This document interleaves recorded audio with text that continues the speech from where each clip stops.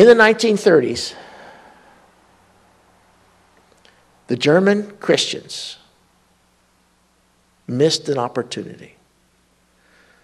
Beginning in I think it was 1932 or 33, when Adolf Hitler came to power and began to persecute the Jews, the Christian church turned a deaf ear to the cries of the people of Israel. And all during the 30s, they did nothing. They were silent. And Hitler killed 6 million Jews in Europe.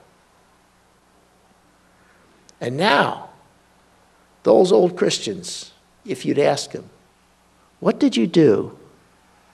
What did you do? What did you say when they were killing all those people? Well, we didn't know. Oh, really? How could you not know when they're killing 6 million people? Now, here's a question. See, during that time, it seemed like Hitler was so powerful that, well, they were just afraid. And I understand fear, and you do too. They were afraid to raise their voices. Because it seemed like the 1,000-year reign was going to go on and on and on. But then suddenly, in 1945, it was all over. And to their shame, when they began discovering all those camps, to their shame, they had to hang their heads in disgust and shame because they didn't say a word. Now, here's the question. It seems like, perhaps, that this abortion thing in America is going to go on and on and on and on, right? It seems like, well, that's just the way it is. Okay? And Christians have come to the place where they've almost like, well, it's just the way it is. There's nothing we can do. Supreme Court and the President and the Congress, they all.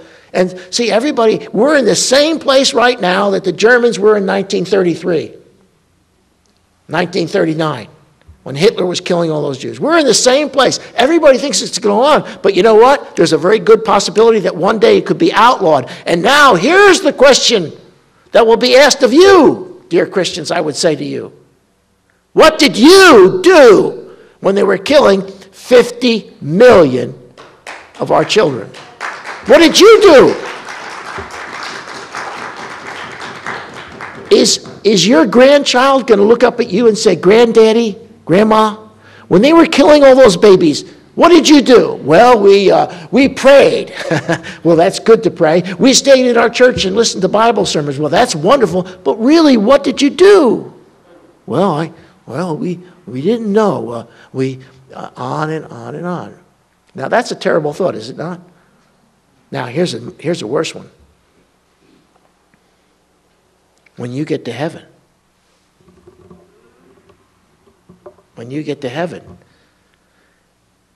and Jesus says to you, Pastor Neil, Brother Arnold, Brother Fred, what did you do when they were killing 50 million of my people? How are you going to answer? How are you going to answer the Lord? How are you going to answer the Lord? And that's the fear. I would be ashamed if my grandchild said to me 20 years from now, Granddaddy, what did you do? But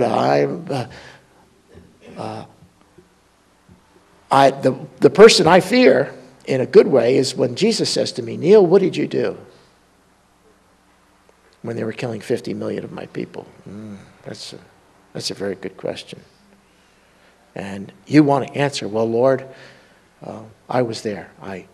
I supported pro-life groups, like what is being presented here, Pastor Allen, the pro-life ministries that are represented. I wrote a check every month.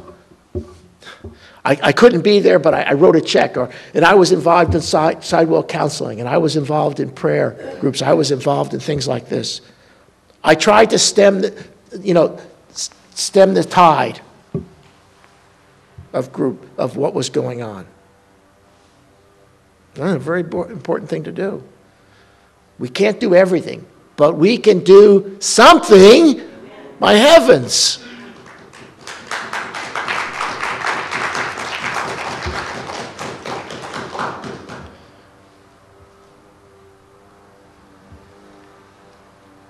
I really disagree with a lot of churches. You see, now nobody likes to see or talk about abortion, do we? It's yucky, like my little girl. My little Renata, when we started in the pro-life movement in '89, she was 7 years old, and she'd see some of the pictures that we had, and she'd say to me, "Daddy, that's yucky." She used to say, "It's yucky." So nobody likes, nobody wants to talk about abortion because it's a hard subject. It's a very difficult subject, and so many churches are much more concerned about getting lots of people in their church, which I can understand. Buildings are expensive. Having pastors on staff, it's an expensive deal to run a church now. It's expensive to live here in Southern California, is it not? Yes, we all know that. And so what they'll do is they feel that the pro-life message, if it's presented and seen in a church, will drive people away. And so what they do is they put that on, they're pro-life, but you'll never know it. Well, once a year they might say something about abortion, but never will they have an active, in the front, pro-life ministry at the church because they're afraid that it will drive away people.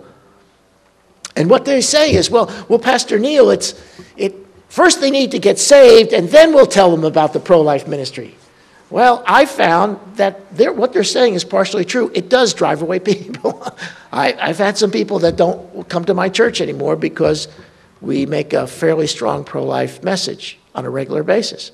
They're uncomfortable. They're not Christians. Matter of fact, when we got involved in pro-life with Pastor Al in Operation Rescue, we had a whole bunch of people leave my church. You know why? Because they were pro-choice. And I doubt even if they were Christians. So God kind of cleaned, he did some pruning. So it is true. It is absolutely true. But here's the thing. It's also a lie. You know why? Because now what's happened is we see almost as many quote-unquote born-again evangelical Christians having abortions as those who were outside the church. So now we've joined the rest. We're not even any better or any different from the pagans just outside the church. See, what we need to do is, when you come to a church, you should be able to tell them up front who you are and what we believe. This is not an opportunity meeting where we make it really nice and then later on you tell them the truth. No. When a person comes to your church, this is who we are. We believe in this. We love Jesus. We love you. We want you to find Jesus Christ as your Lord and Savior. When I got saved in 1971 in the Jesus movement, I came into this church. I had never seen anything like it. It was totally different from what was going on outside the church. Totally different. And they were loving each other. They were hugging. And I had never seen men hug. I thought, the first time I got hugged by this pastor, I think, yeah, what is he doing to me? Because I was brought up in a large denominational church where when the service was over, everybody turned and ran for the parking lot. And these people were hugging me and praying for me. I was like, my heavens, what's the matter? They were so different. Why should the church try to be like the world? They're lost. They're going to hell. What are we crazy saying, well, the world should tell us how to run our church services? They know nothing about church because they're lost.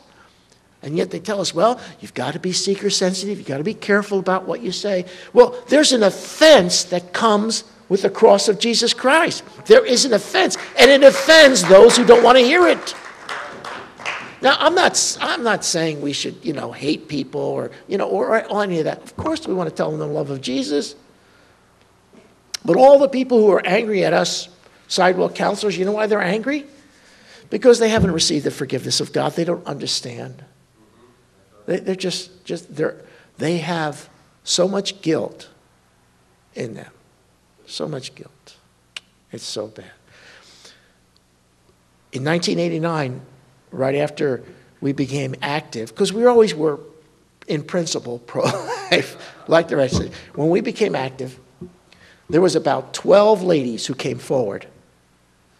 And I didn't say, okay, all of you have had abortions. I want you to come forward now and we're all going to, I didn't do that. All of a sudden, At the end of our services, ladies started coming forward with tears streaming